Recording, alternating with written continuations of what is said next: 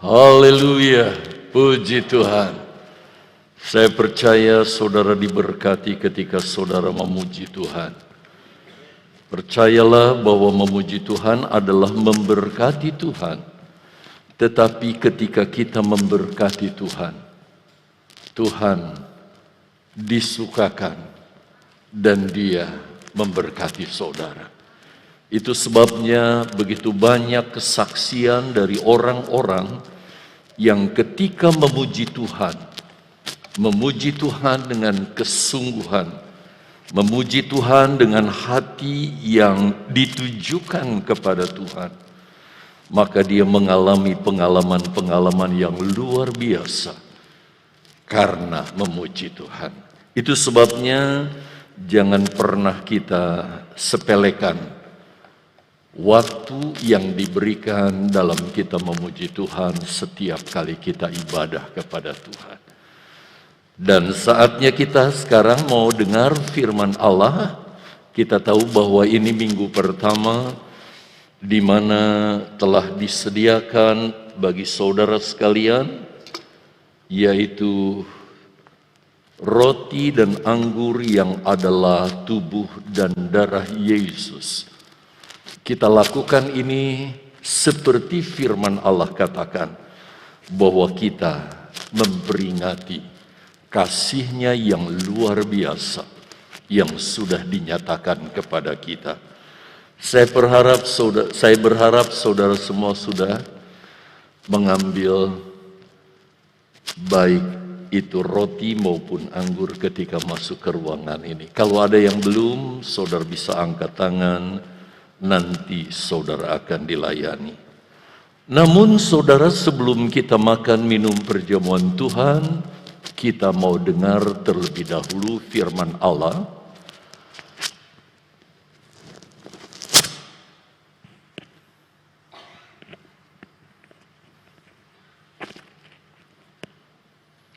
Rupanya ini yang mengganggu. Bunyi-bunyi terus. Karena jauh saudara ya, jadi kita nggak perlu takut dengan droplet. Baik. 2 minggu yang lalu kita sudah membahas tentang penyingkiran gereja yang sempurna ke padang gurun. Dan saat ini kita akan membahas bagaimana setelah Antikris mendapat kuasa dari iblis, sehingga dia menjadi manusia yang paling berkuasa di muka bumi ini. Karena dia menerima kekuatan, baik itu juga kedudukan dan kekuasaan dari iblis sepenuhnya, sehingga dia bisa melakukan apapun. Dan inilah saatnya kita membahas saat Antikris memerintah. Maksudnya memerintah di muka bumi ini. Dan ayat yang saya akan angkat adalah ayat yang dipakai 2 minggu yang lalu. Tetapi kali ini saya hanya ingin membaca ayat yang ke-13 dari Wahyu pasal 8 yang minggu lalu kita bahas ayat 12 dan 13. Tetapi kali ini kita baca ayat yang ke-13. Saudara perhatikan, bahkan saudara bisa membaca dari dalam hati saudara. Tidak ada alasan saudara tidak bawa Alkitab. Walaupun saya lihat tidak sedikit yang tetap membawa Alkitab, baik Alkitab seperti ini, maupun dalam bentuk yang modern ya, di tab, di HP, dan di berbagai-bagai media. Demikian firman Allah. Wahyu 8 ayat 13. Lalu aku melihat, aku mendengar seekor burung nasar terbang di tengah langit dan berkata dengan suara nyaring, celaka, celaka. Celakalah mereka yang diam di atas bumi oleh karena bunyi sangkakala ketiga. malaikat lain yang masih akan meniup sangkakalanya. Saya ingin ingatkan kembali saudara sekalian, bahwa di dalam membahas kitab Wahyu, kita banyak menemukan hal-hal yang bersifat alegoris.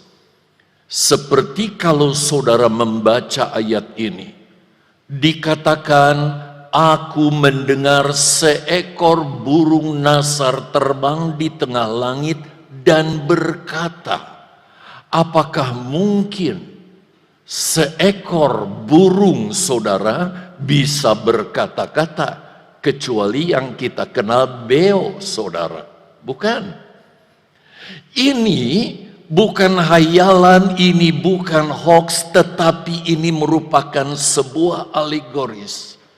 Di mana yang dimaksud seekor burung nasar itu tidak lain adalah himpunan orang-orang percaya, yaitu orang percaya kepada Yesus yang tingkat kepercayaannya sampai penuh, sampai sempurna.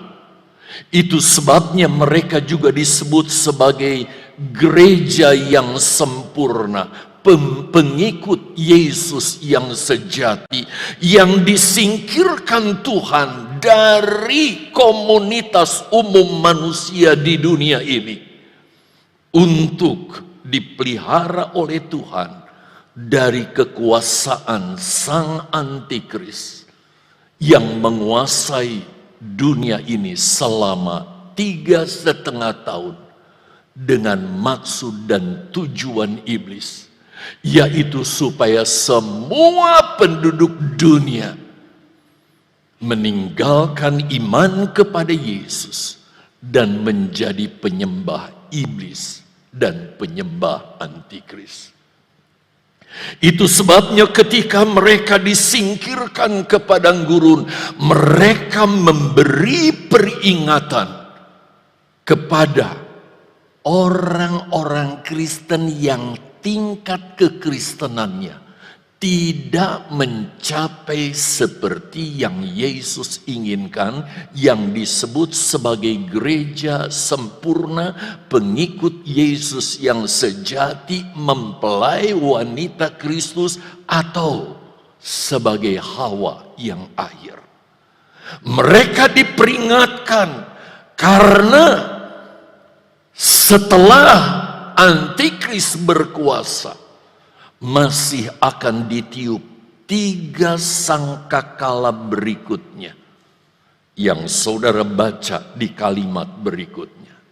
Mereka meneriakkan, celaka, celaka, celakalah kamu, karena mereka akan menghadapi tantangan antikris yang mempertaruhkan nyawa mereka di hadapan Tuhan. Itu kira-kira saudara gambaran dari khotbah 2 minggu yang lalu yang saya ingin lanjutkan sekarang. Bagaimana selanjutnya saat antikris memerintah di muka bumi ini. Nah, saya sudah menekankan dalam khotbah saya 2 minggu yang lalu bahwa setelah peristiwa penyingkiran gereja sempurna ke padang gurun sebagai penggenapan dari sangkakala yang keempat, Bapak Ibu Saudara yang dikasihi Tuhan, pada umumnya jemaat sudah mengerti bila kita masuk dalam bagian gereja yang sempurna, atau kita menjadi pengikut yang sejati, kita tidak akan melihat, kita tidak akan mengalami apa yang namanya aniaya atau siksa antikris yang berusaha menyeret semua yang percaya kepada Yesus untuk meninggalkan imannya kepada Yesus dan menjadi pengikut iblis dan pengikut antikris. Tetapi sebaliknya, dengar jemaat baik-baik. Tentu ini berulang-ulang kali kami gembala jemaat dan hamba-hamba Tuhan mengingatkan. Bagi pengikut Yesus yang tidak masuk dalam bagian dari yang disebut gereja yang sempurna atau pengikut Yesus yang sejati, tidak dapat dielakkan. Mereka akan berhadapan dengan oknum yang satu ini, yang disebut antikristus, seperti yang dikatakan di dalam Wahyu pasal 12 ayat yang ke-7. Coba kita perhatikan ayat ini. Wahyu 12 ayat yang ke-17 maksud saya. Saya sengaja sudah mengisi beberapa bagian yang merupakan alegoris tadi, ya, analogi tadi. Tetapi mungkin saya akan jelaskan lebih lebar sedikit. Dikatakan di ayat ini, maka marahlah naga itu. Kita tahu yang dimaksud naga ini bukan naga dalam artian binatang yang seringkali dijadikan sebagai legenda. Tetapi yang dimaksud binatang ini tidak lain adalah iblis. Jadi bisa kita terjemahkan, maka marahlah iblis itu kepada perempuan itu. Siapa yang dimaksud perempuan itu? Saya sudah terjemahkan, dialah gereja yang sempurna. Karena iblis tidak bisa memangsa gereja sempurna, sebab ketika iblis mau memangsa, maka gereja sempurna itu secara supranatural disingkirkan oleh Allah ke padang gurun. Di sana dia diproteksi oleh Allah sendiri, sehingga antikris dan pengikutnya tidak bisa menyentuh mereka. Jadi semua orang percaya yang ada di negara mana, daerah mana, pulau manapun akan dibawa oleh Allah secara supranatural ke tempat yang dilindungi Allah, yaitu di padang gurun.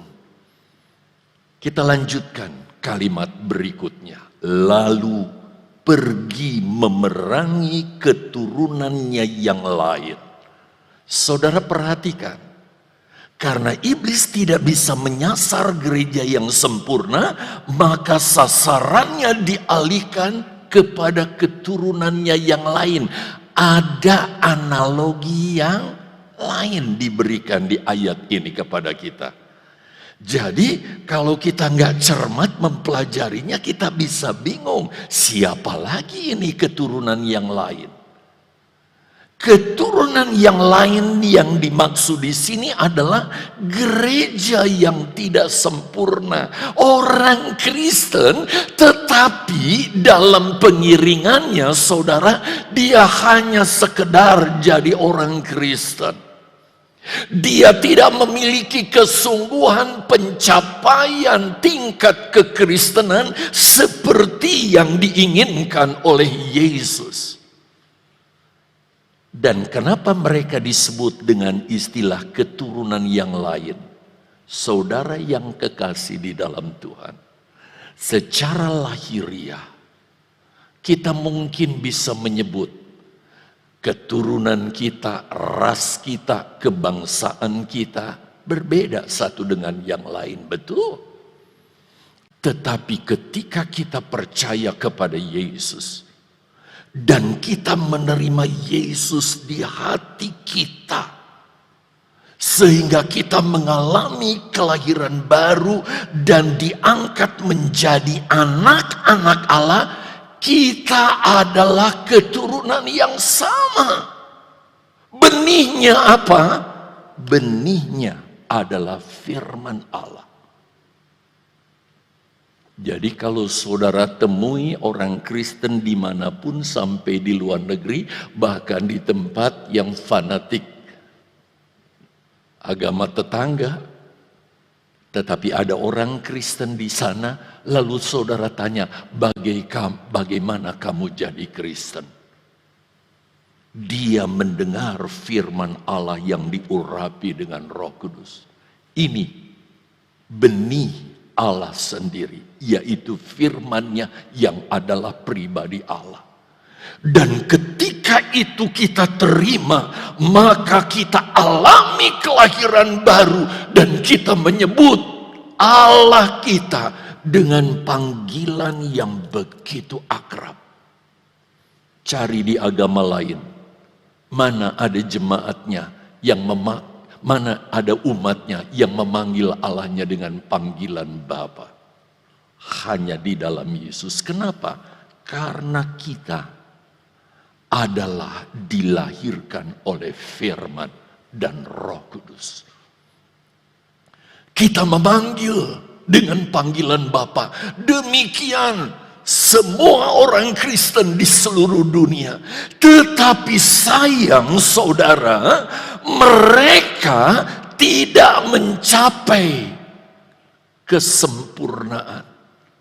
Sehingga saya tulis di sana, ketika penyingkiran, mereka menjadi orang-orang yang tertinggal. Dan perhatikan kalimat berikutnya di caption. Ditulis, siapakah mereka? Saudara lihat kalimat berikutnya di ayat 17 itu sendiri. Yaitu orang-orang yang menuruti hukum-hukum Allah, yaitu firman Allah. Seperti saudara menuruti hukum-hukum Allah. Dan di dalam hati saudara, sesuai dengan Roma pasal 10 ayat 9 dan 10. Ada kesaksian di dalam diri kita. Bahwa Yesus adalah Tuhan. Dan juru selamat kita yang menyebabkan kita diselamatkan. Karena iman dan pengakuan kita kepada Dia. Kalau kita masuk gereja yang sempurna, kita tidak akan mengalami Wahyu 12 ayat yang ke-17 ini. Itu sebabnya Bapak Ibu Saudara yang dikasihi Tuhan. Karena iblis lewat usaha antikris. Jadi sekali lagi, iblis kan sesuatu yang imajiner kan, walaupun ada. Siapa yang pernah lihat iblis di sini? Nggak pernah lihat iblis. Tetapi di akhir zaman dia bekerja dengan memakai satu oknum orang manusia, yaitu antikristus. Sebab itu dia berikan semua potensinya kepada manusia ini untuk melakukan kehendak antikris. Dan saudara yang dikasihi oleh Tuhan, antikris tidak akan dapat memangsa pengikut Yesus yang sejati, yaitu gereja yang sempurna. Karena Allah sudah singkirkan mereka. Jadi kalau pendeta, gembala menghimbau saudara, yo sungguh-sungguhlah dalam mengikut Yesus. Lakukan firman Allah, jadilah setia. Itu bukan hanya sekedar keinginan pribadi saya, tapi inilah firman Allah. Di mana firman Allah merindukan kalau bisa seluruh orang Kristen tidak terkecuali menjadi gereja yang disingkirkan. Tapi apa daya?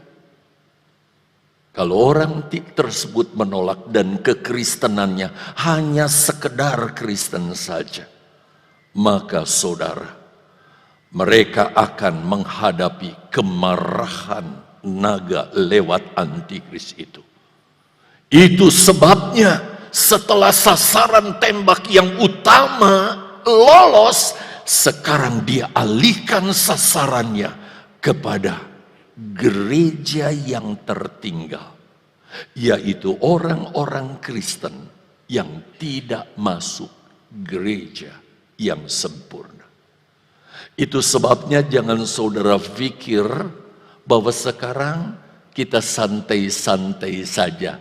Secara gereja lokal saudara, kita jadi satu bukan? Satu keluarga, keluarga Mahanaim. Demikian pun secara denominasi, kita satu.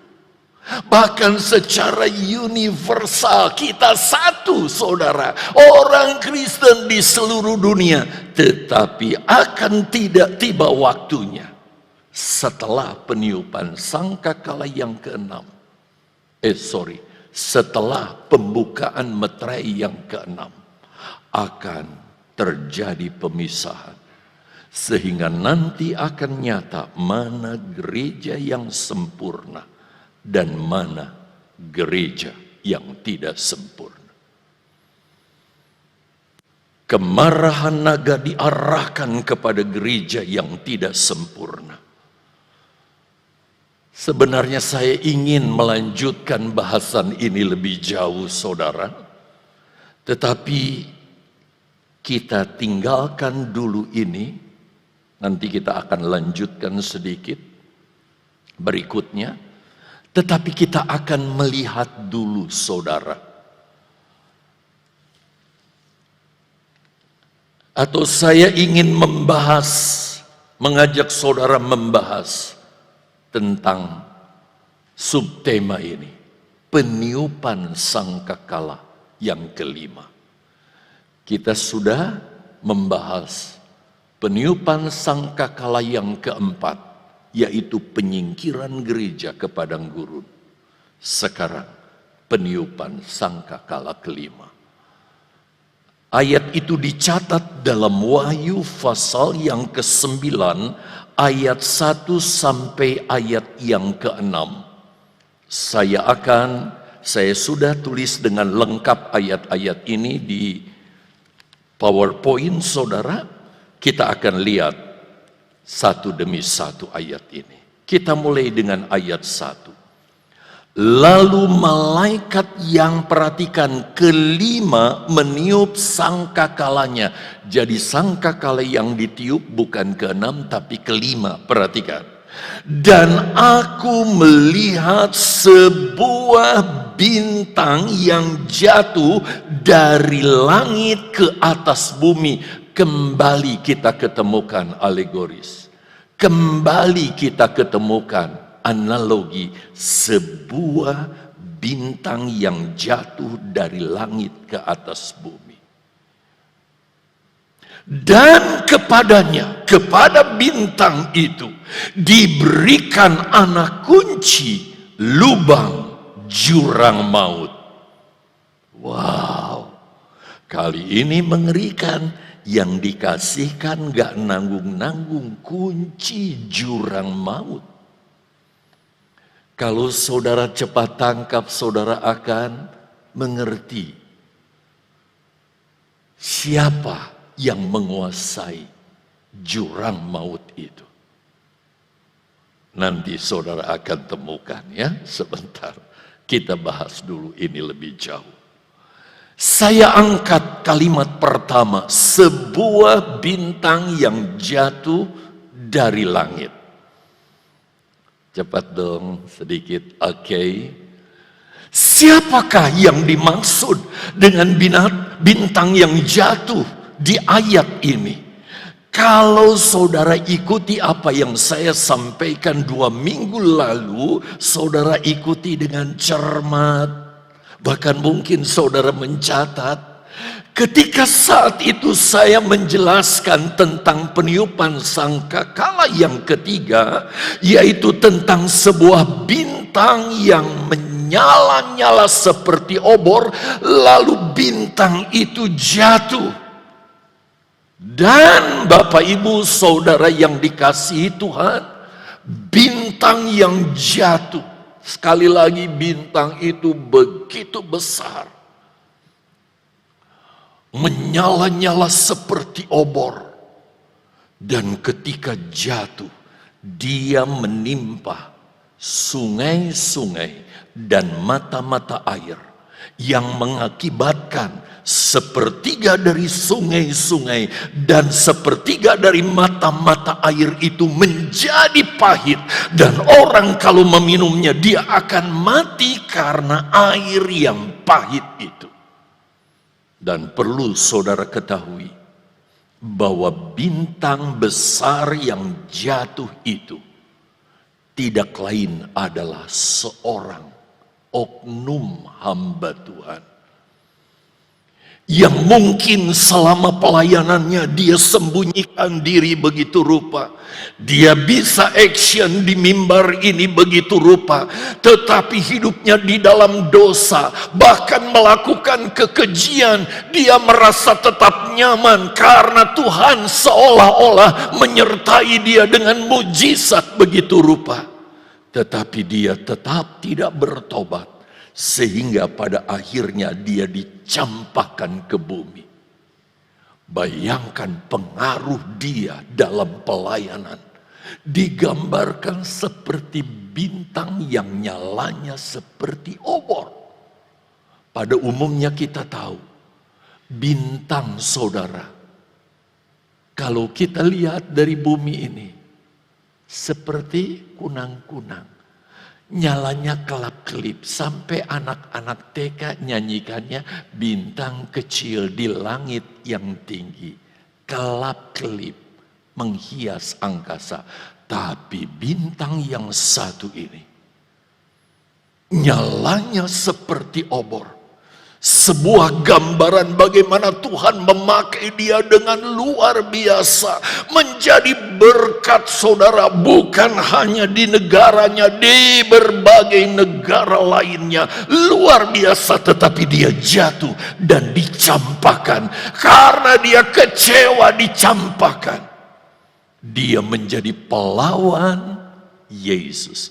Itu sebabnya gelarnya apa?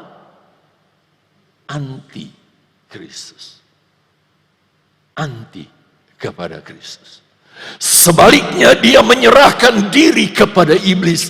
Itu sebabnya saudara, oknum iblis memberikan kepada antikris saudara kuasa yang begitu rupa.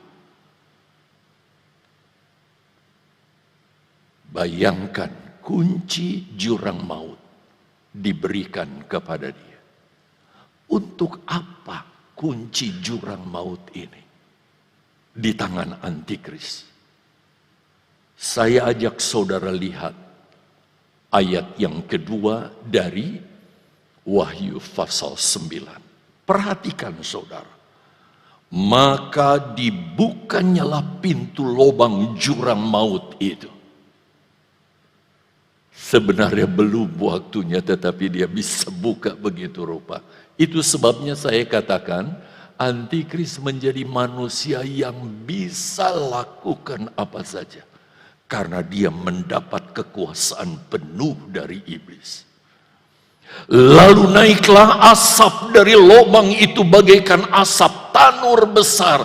Tanur yang dimaksud adalah cerobong, seperti cerobong pabrik yang tinggi, lalu mengeluarkan asap yang begitu rupa dari jurang maut. Dan membuat apa? Dan matahari dan angkasa menjadi gelap oleh asap lubang itu. Bukan hanya satu kota, hanya satu wilayah, satu negara, seluruh dunia dipenuhi dengan asap yang keluar dari jurang maut ini. Bapak, Ibu, Saudara yang dikasihi oleh Tuhan. Sehingga tampilannya dalam bentuk kerja dari antikris ini, saya bisa gambarkan seperti saudara lihat di caption ini. Nah, saya menggambarkan ini saudara, rangkaian waktu dari sejak Yesus disalib. Sebab kalau saya gambar dari sejak penciptaan Adam dan Hawa di Taman Eden, wah gambarnya mesti sampai ke sini kali saudara. Dan LCD kita harus sebesar apa besarnya. Jadi saya hanya gambarkan dari sejak Yesus saja. Menjelang kedatangan Yesus kedua kali akan digenapi, dibukanya meterai-meterai Allah. Dari meterai yang pertama, kedua, ketiga, keempat, kelima, dan keenam. Setelah keenam, akan ada pemisahan gereja yang saya buat ikon seperti ini. Gereja yang sempurna menikah dengan gereja, dengan Kristus, kepala gereja. Di meterai yang ketujuh. Tetapi saudara, gereja yang tertinggal akan ada di luar. Digambarkan seperti 5 gadis bodoh yang berteriak keluar, "Buka aku pintu." Tetapi suara dari dalam berkata, "Aku tidak mengenal kamu." Satu ucapan yang sangat mengerikan kalau itu terjadi dan ditujukan kepada kita. Berikutnya ditiup sangkakala pertama, kedua, dan perhatikan sekarang, tolong klik satu kali, sangkakala ketiga. Ibu-ibu, bapak-bapak, saudara sekalian yang sudah mendengar khotbah ini, kita masih ingat bagaimana ketika sangkakala yang ketiga ditiup? Jatuh satu bintang yang besar yang nyalanya seperti obor itu. Sekali lagi, inilah saat jatuhnya oknum hamba Tuhan yang kemudian dia beralih kepada iblis dan jadi antikris. Momennya di sini. Jadi kalau ada orang bilang meterai yang pertama itu ini adalah antikris, itu gombal besar saudara. Kalau meterai ini adalah antikris, sekarang kita sudah ada di sini, kita bisa tanya kepada mereka, loh kalau begitu mana antikrisnya sekarang? Antikris baru nanti dinyatakan. Lalu dia menyerahkan kepada iblis dan dia akan dilantik di awal pemerintahan antikris yang akan memerintah 3,5 tahun di muka bumi ini. Dan Bapak Ibu Saudara yang dikasihi Tuhan,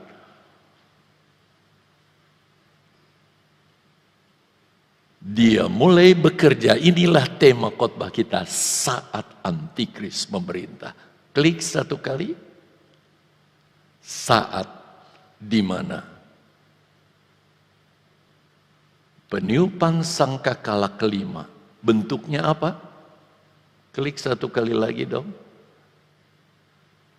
Satu kali lagi, antikris mulai beroperasi.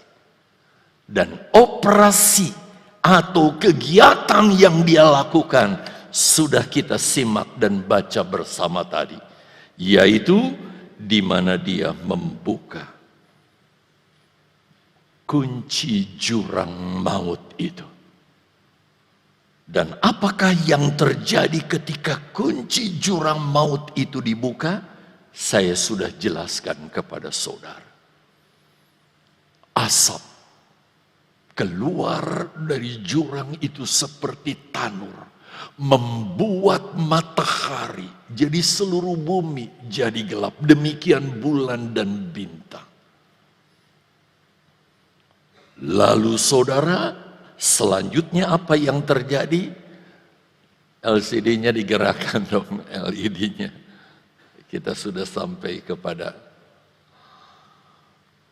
membuka jurang maut dan seterusnya. Sekali lagi, satu lagi.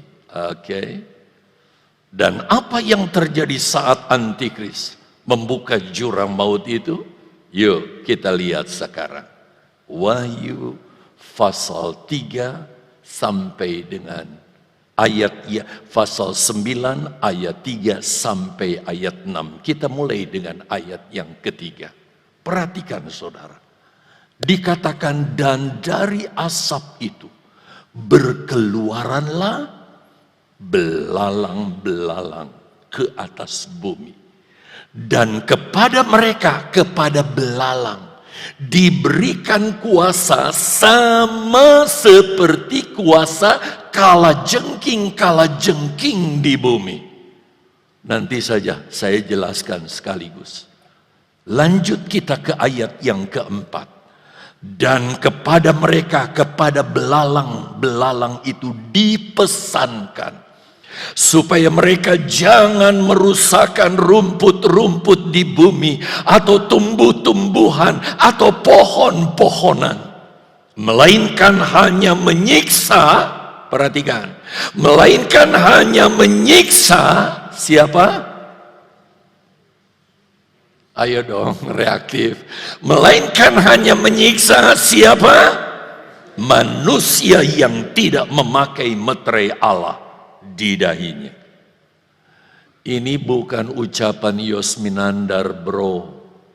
Ini firman Allah yang tidak bisa tidak, harus digenapi dan akan digenapi. Ayat 5 dan 6. Dan mereka, belalang-belalang ini, diperkenankan bukan untuk membunuh manusia. Jadi saudara, sasaran tembak mereka bukan sampai mati. Jadi apa kalau begitu? Lihat kelanjutannya. Melainkan hanya untuk melainkan hanya untuk menyiksa mereka. Berapa lama? 5 bulan lamanya. Dan siksaan itu seperti siksaan kalajengking apabila ia menyengat manusia. Dan pada masa itu, saking sengsaranya menderita karena sengatan belalang serasa kalajengking itu menyiksa mereka begitu rupa, sehingga perhatikan, pada masa itu orang akan mencari maut, memilih mati saudara daripada menderita 5 bulan. Tetapi mereka tidak akan menemukannya. Tidak akan menemukan maut, walaupun sudah gorok leher saudara. Dan mereka akan ingin mati, tetapi maut lari dari mereka itu. Bapak ibu saudara yang dikasihi Tuhan, ini kerja antikris saat dia berkuasa di muka bumi ini. Saya jelaskan ini dulu sedikit. Dari asap yang keluar dari jurang maut itu dikatakan keluarlah belalang-belalang. Dan belalang-belalang itu kalau menyengat, sengatnya itu ganasnya seperti ganas seekor kalajengking kalau menyengat. Dan yang sangat mengerikan lagi itu adalah belalang-belalang itu bisa dikomando, bisa diperintah oleh sang antikris untuk tunduk dan taat kepada perintah antikris. Mereka tidak diizinkan memakan rerumputan yang pada umumnya kita tahu bahwa binatang belalang secara alami menyukai rerumputan, pepohonan. Tetapi karena instruksi itu mereka hanya diizinkan menyasar mereka yang tidak memakai meterai Allah di dahinya. Tidak memakai meterai Allah di dahinya. Timbul pertanyaan dalam diri kita, apalagi anak-anak Tuhan yang suka belajar Alkitab. Siapa yang dimaksud manusia yang tidak memakai meterai Allah di sini? Pada umumnya dengan cepat kita berkata, oh, orang itu tidak lain adalah gereja yang tidak sempurna, gereja yang ketinggalan. Pengikut Yesus yang tidak sejati, pengikut Yesus yang cuma abal-abal saja. Saya ingin sampaikan dari mimbar ini kepada saudara. Saya katakan, mereka bukan pengikut Yesus. Mungkin saudara juga terus bertanya, kenapa? Perlu diketahui bahwa setiap orang yang percaya kepada Yesus, seperti saudara, setiap orang yang percaya kepada Yesus, kita sudah terima meterai Allah pada diri kita. Tetapi meterai kesempurnaan itu baru diterima saat sebelum pemisahan nanti. Gereja yang sempurna itulah yang dimeteraikan dalam meterai kesempurnaan. Tapi meterai-meterai Allah itu sudah kita terima sekarang. Antara lain saya beri gambaran kepada saudara. Meterai Roh Kudus. Saudara percaya saudara sudah alami meterai Roh Kudus? Nah, perhatikan, harus bisa dibedakan. Meterai Roh Kudus di sini bukan kepenuhan Roh Kudus. Meterai Roh Kudus berbeda dengan kepenuhan Roh Kudus. Meterai Roh Kudus diterima ketika kita alami kelahiran baru dan terima Yesus sebagai Tuhan dan Juru Selamat kita. Untuk mudahnya mencerna saudara, saya ceritakan pengalaman saya. Sejak perocot lahir saudara saya sudah Kristen. Papa mama haleluya. Kira-kira menyambut saya. Puji Tuhan, anak ke-7. Anak ke-6 sudah lahir. Kami 7 bersaudara, saya anak ke-6. Dari sejak kecil ayah saya, ibu saya mendidik saya tentang kebenaran firman Allah. Umur 4 tahun kakak saya menuntun saya pergi ke sekolah minggu. Terus bertambah usia saudara. Saya jadi orang Kristen. Tetapi saya tidak hidup dalam kekristenan. Artinya apa? Saya ngerti firman Allah. Sampai saya ceritakan di ibadah kedua. Di bulan puasa saya dituntun kakak saya ke sekolah minggu, saudara di hari minggu. Saat itu keluarlah dari rumah ibadah mereka orang-orang dengan pakaiannya. Lari-lari dan sambil berteriak-teriak saya katakan, Kak, kesian ya mereka. Mereka beribadah tapi mereka enggak masuk surga. Kakak saya, kamu tahu dari mana? Saya katakan guru sekolah minggu ngajar. Jadi secara kemanusiaan saya mengerti firman Allah. Tetapi saya tidak hidup sesuai firman Allah. Saya berbohong, saya berdusta, saya mencuri, saya melakukan berbagai kejahatan. Dan kalau saya mati sebelum itu, saya menjadi mangsa neraka. Bersyukur di umur 16 tahun kelas 2 SMA. Saya di kelas sekolah minggu. Seorang hamba Tuhan yang belajar firman Allah secara otodidak. Dia menyampaikan firman Allah. Firman Allah itu saya terima. Membuat saya menangis sejadi-jadinya. Dan saya berkata, mulai saat ini saya percaya kepadamu dan terima engkau sebagai Tuhan dan Juru Selamat. Dilahirkan secara jasmani dari 0 tahun. Tapi saya lahir baru sebagai orang Kristen umur 16 tahun. Bapak, Ibu, Saudara yang dikasihi Tuhan, mulai saat itulah firman yang dimeteraikan oleh Roh Kudus itu menghidupi hidup saya. Itu sebabnya setiap anak Tuhan harus mengalami pengalaman kelahiran baru ini. Sehingga benar-benar menjadi Kristen yang seperti Allah inginkan untuk menuju gereja yang sempurna. Jadi kita sudah terima meterai Allah. Tapi sekali lagi bukan meterai kesempurnaan. Yang kedua, meterai kebenaran. Saya nggak perlu jelaskan lagi ya.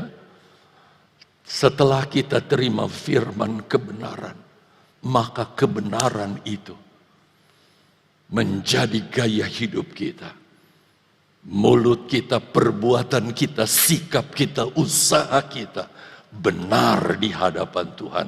Bahkan kita juga menerima meterai nama Allah dalam diri kita. Kapan? Ketika kita dibaptis. Nama Allah diterakan dalam diri kita. Sehingga nama saya panjang. Nama saya ketika saya lahir, ayah saya kasih nama Joseph Sudana dan nama keluarga Minandar. Tetapi ketika saya lahir baru, saya menerima nama keluarga ilahi, keluarga sorgawi, nama Allah, yaitu Tuhan Yesus Kristus. Jadi nama saya panjang banget, Joseph Sudana Minandar, Tuhan Yesus Kristus. Demikian dengan saudara. Fam kita sama, seh kita sama, marga kita sama.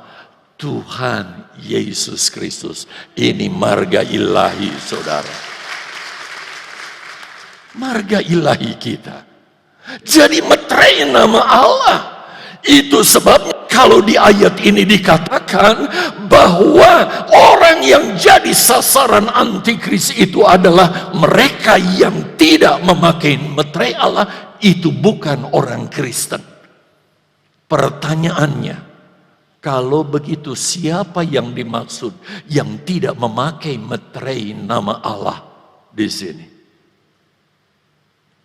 Meterai Allah maksud saya dalam peristiwa ini. Mereka adalah orang-orang yang tidak percaya kepada Yesus dalam tanda petik atau notabene adalah para pengikut antikris. Muncul pertanyaan lagi. Kalau begitu mengapa antikris menyiksa pengikutnya? Kok pengikutnya sendiri disiksa? Kalau saudara lihat diagram yang saya buat tadi, itu adalah awal pemerintahan antikris. Dan ketika antikris mulai memerintah, dia ingin semua manusia yang diperintahnya di seluruh dunia ini tunduk, taat, dan takut kepada dia. Itu sebabnya nanti kalau kita bicara perang Harmagedon, semua pemimpin negara di dunia tunduk kepada ucapan antikris. Semuanya kumpul di Israel. Di Armageddon kita lawan dia yang mau datang kembali. Semua tunduk. Bawa tentara elitmu yang terbaik. Persiapkan senjata yang terbaik. Kita hajar dia kalau dia datang kembali. Maka semuanya tunduk dan taat begitu rupa. Sedangkan ini adalah awal dari pekerjaannya. Itu sebabnya dia mau tunjukkan kekuasaannya. Dan dia mau tunjukkan sikapnya sebagai diktator dunia. Sehingga semuanya takut dan tunduk kepada dia. Mengalami siksa begitu rupa. Sehingga tidak ada satu orang pun di dunia nanti yang berani melakukan saudara perlawanan. Jangankan perlawanan usul saja, mereka akan hanya berkata, apa yang kata Tuhan mau lakukan, kami akan ikuti dan turut. Semua tunduk kepada antikris. Inilah pekerjaan antikris. Pertanyaan berikutnya, kalau begitu orang Kristen di mana? Gereja yang tidak sempurna, yang ketinggalan itu sekarang ada di mana? Kalau yang diserang adalah pengikut-pengikut antikris itu sendiri, dibikin supaya kapok, dibikin supaya betul-betul taat dan takut. Sekarang kalau begitu orang Kristen yang tidak masuk dalam gereja sempurna, di mana mereka? Bapak, Ibu, Saudara yang dikasihi Tuhan, perhatikan bagian ini. Silakan dong, sis. Terus.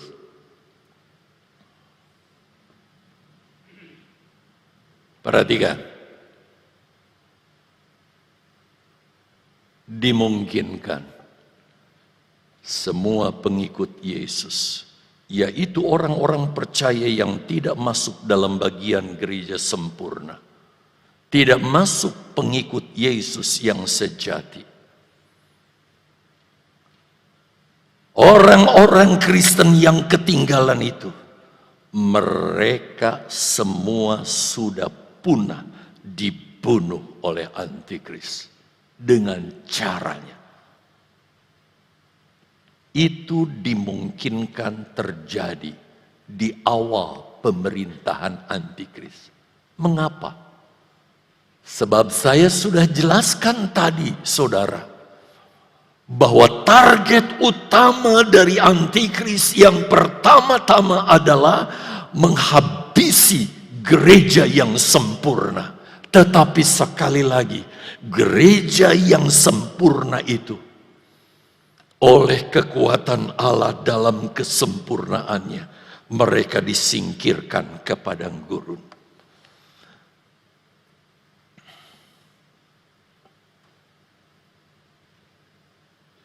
Saudara bisa lihat itu dalam Wahyu 12 ayat 14. Dikatakan, kepada perempuan itu diberikan kedua sayap dari burung nasar yang besar. Kepada gereja yang sempurna itu diberikan dua sayap burung nasar yang besar, supaya ia terbang ke tempatnya di padang gurun, di mana ia dipelihara jauh dari tempat siapa? Ular itu, selama 1 masa dan 2 masa dan setengah masa.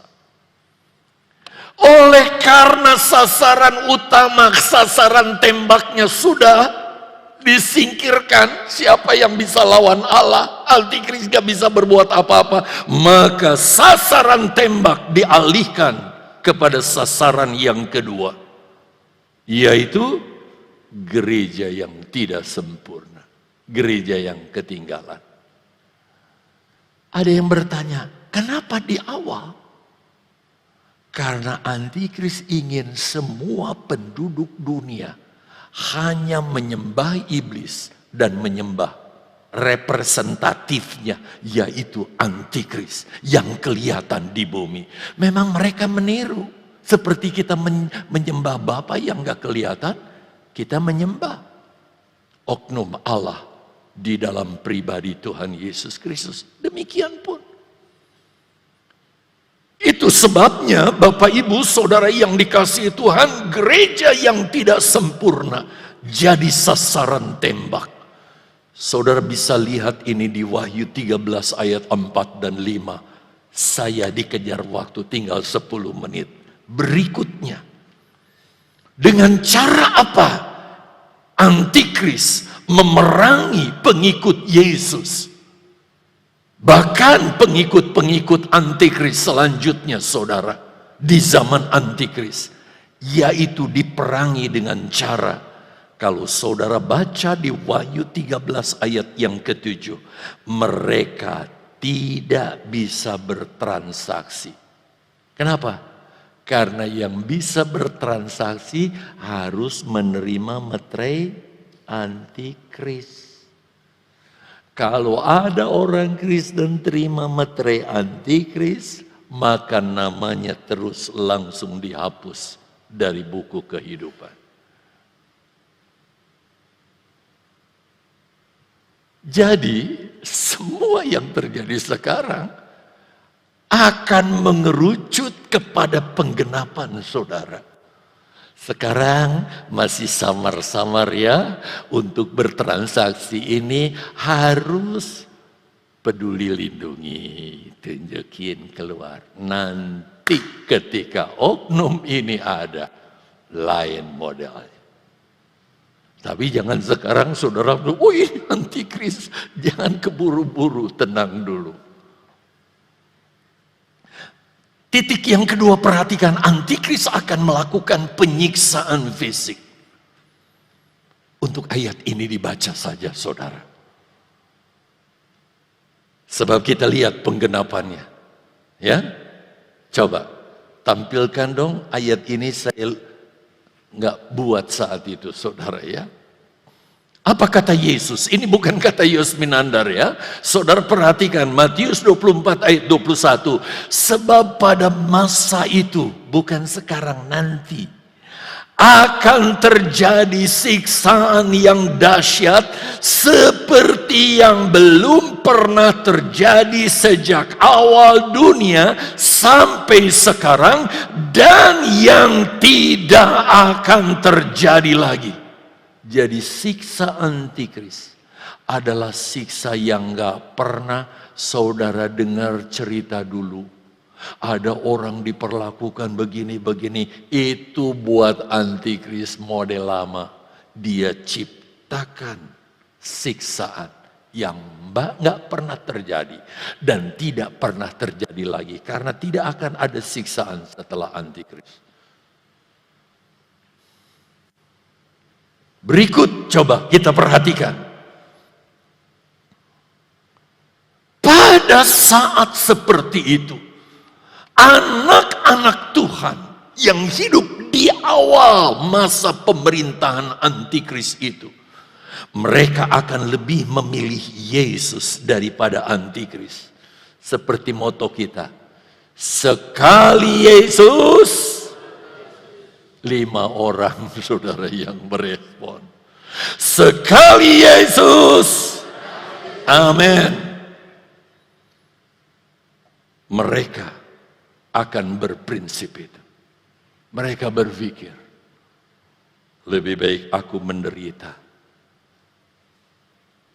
hanya seketika daripada aku ikuti antikris.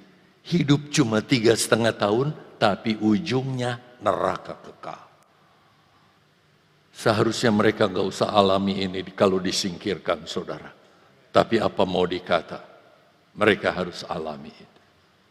Itu sebabnya dimungkinkan mereka sudah punah saat itu. Karena itu saudara, ini merupakan rencana dan kehendak Allah, bahkan merupakan belas kasihan Allah kepada umatnya. Karena dia tidak mungkin membiarkan umat yang percaya selama 3,5 tahun dibantai, digoreng oleh antikris dengan kemauannya sendiri. Itu sebabnya Allah berkemurahan. Hanya lewat penderitaan seketika di awal pemerintahan antikris, mereka akan dihabisi. Sebab itu Yesus melanjutkan di dalam ayat yang ke-22. Tadi saudara lihat proporsi daripada ayat itu. Ayat 21 menjelaskan ayat apa tadi. Sekarang lihat coba ayat 22-nya. Ayat 22 katakan, dan sekiranya, kata Yesus, waktunya tidak dipersingkat. Allah tidak berkemurahan. Biarin aja 3,5 tahun, rasain. Allah kita bukan seperti itu. Yesus kita tidak seperti itu. Dia sendiri sudah menubuatkan. Sekiranya waktunya tidak dipersingkat. Apa? Maka dari segala yang hidup tidak akan ada yang selamat. Gak ada yang akan bertahan menghadapi siksa antikris. Akan tetapi oleh karena orang-orang pilihan, walaupun bagaimana mereka adalah dipilih, dipanggil oleh Yesus menjadi pengikut Yesus, tapi karena nggak mau sungguh-sungguh, mereka harus alami ini. Waktu itu akan dipersingkat, sehingga usia mereka dipersingkat. Sehingga kalau saya gambarkan seperti ini, kira-kira gambarnya seperti ini. Saudara lihat, gereja yang tidak sempurna, saudara, dimungkinkan sudah mati di awal masa pemerintahan antikristus. Sebelum sangkakala kelima ditiup. Ini yang tadi kita baca terakhir. Coba lihat gambarnya. Kira-kira di awal ini. Sedangkan sangkakala kelima di sini. Itu sebabnya antikris menghadapi mereka semua sudah jadi pengikutnya. Karena orang Kristen sudah punah. Saudara perhatikan. Kita di Indonesia ada 6 agama yang diakui sah. Kalau di dunia, wow saudara, macam-macam. Di Amerika dengan hak kebebasannya, hak azazi, beragama, agama apapun ada di sana. Tahu bahwa semua agama ada roh di dalamnya. Tetapi satu-satunya yang di dalamnya ada roh Allah yang hidup, yaitu Roh Kudus, hanyalah mereka yang percaya kepada Yesus. Di luar itu, maaf bicara, saya tidak sebutkan nama-nama, pokoknya di luar Kristus, rohnya adalah roh yang membackup antikris. Roh apa? Nggak bisa sebut. Saudara tahu tentunya. Itu sebabnya sesudah orang Kristen semua punah, maka antikris tinggal melakukan apa yang dia kehendaki. Karena semuanya sudah jadi pengikut antikris. Rasanya pengen ngomong terus. Waktu saya sudah habis, saya harus taat kepada yang memberi durasi waktu untuk saya menyampaikan firman Allah.